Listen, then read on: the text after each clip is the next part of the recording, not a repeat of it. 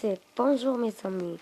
Ce jour, on veut expliquer l'origine des séismes et leur relation avec le volcanisme et la tectonique des plaques.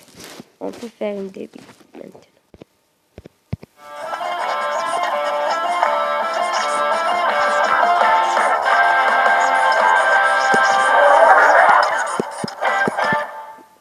Ça alors, je ne savais pas que la Terre était toute fissurée. Eh oui, la petite voix. La surface du globe terrestre est composée d'une douzaine de grands morceaux. On les appelle les plaques tectoniques.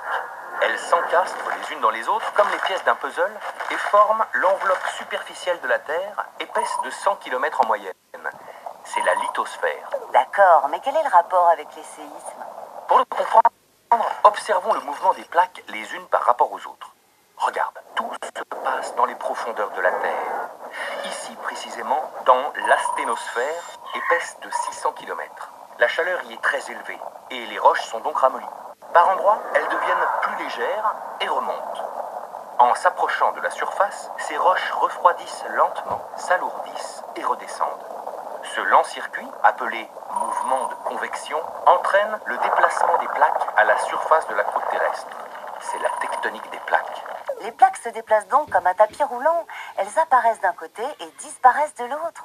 Exactement. Et ça sans jamais s'arrêter. Elles se déplacent de quelques centimètres par an, parfois jusqu'à 10 centimètres.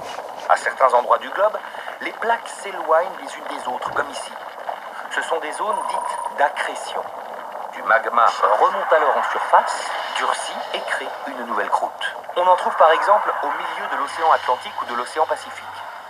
Mais la majorité des gros séismes se produit dans les zones dites de subduction. Là où par exemple une plaque océanique plus dense et plus lourde glisse sous une plaque continentale. Mais pourquoi ça tremble? Eh bien si en profondeur les plaques chaudes et visqueuses glissent en permanence les unes contre les autres, à la surface en revanche ça coince. Il y a beaucoup plus de frottement. Les roches de la croûte terrestre accumulent donc de l'énergie et se déforment comme un élastique. Quand les tensions sont trop importantes, la plaque atteint un point de rupture et casse brutalement. C'est le tremblement de terre. Ce coulissage brusque entre deux plaques crée alors une faille qui peut se faire sur un plan vertical, une partie du sol se retrouve alors plus haute que l'autre, ou sur un plan horizontal, ce qu'on appelle un décrochement. Et parfois, les deux en même temps. Eh ben, il n'y a plus qu'à espérer que ça n'arrive qu'en mer. Détrompe-toi. En cas de séisme sous-marin, le fond océanique peut se déformer sur plusieurs milliers de kilomètres carrés en s'effondrant ou en s'élevant. La masse d'eau située au-dessus se met alors en mouvement. Une série de vagues se crée et gagne en intensité au fur et à mesure qu'elles se rapprochent des côtes.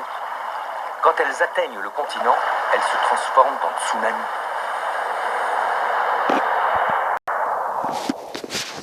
Bon, nous avons compris bien cette leçon. Au revoir.